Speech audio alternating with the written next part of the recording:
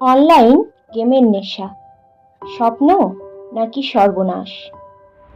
আজকের দুনিয়ায় mobile, computer আর TV, ইন্টারনেটের যুগে অনলাইন গেমের প্রতি আসক্তি ভয়ঙ্করভাবে বাড়ছে।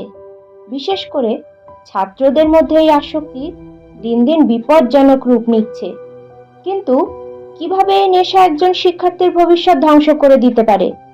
চলো শুনি এক বাস্তব গল্প। রিয়াদ, এক মেধাবী ছাত্রের পতন। রিয়াদ ছিল এক মেধাবী ছাত্র। স্কুলে প্রথম দিকেই থাকতো। শিক্ষকরা ওকে নিয়ে গর্ব করতেন। কিন্তু ক্লাস 7-এ ওঠার পর ওর হাতে এলো স্মার্টফোন।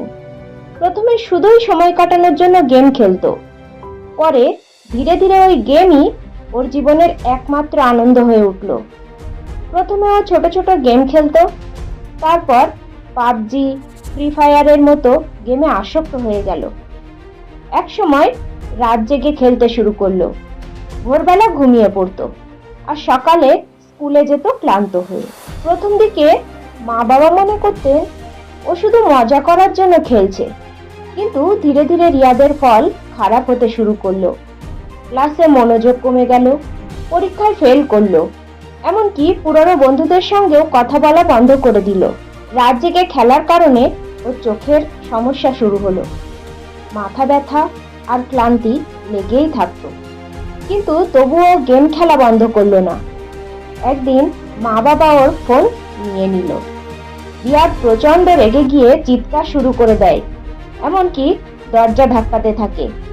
সেদিন বাবা বুঝতে পারলেন ছেলে শুধু গেম খেলছে না, সে গেমের প্রতি ভয়ানকভাবে আসক্ত হয়ে পড়েছে। এটা নেশায় পরিণত হয় তখন জীবন ধ্বংস হয়ে যেতে পারে।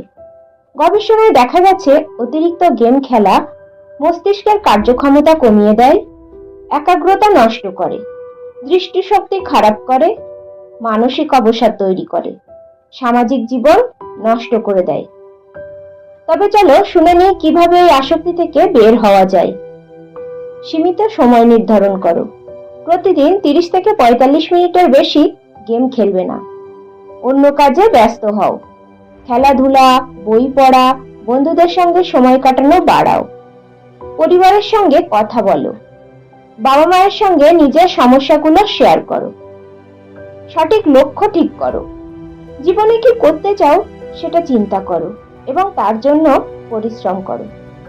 ফোনের ব্যবহারে নিয়ন্ত্রণ রাখো। প্রয়োজন ছাড়া মোবাইল ব্যবহার কমাও। শেষ কথা, অনলাইন গেম খারাপ নয়, কিন্তু যখন এটা নেশায় পরিণত হয় তখনই সর্বনাশ হয়ে যায়। রিয়াদ যদি সময় মতো সচেতন হতো তাহলে হয়তো তার জীবন বদলে যেত।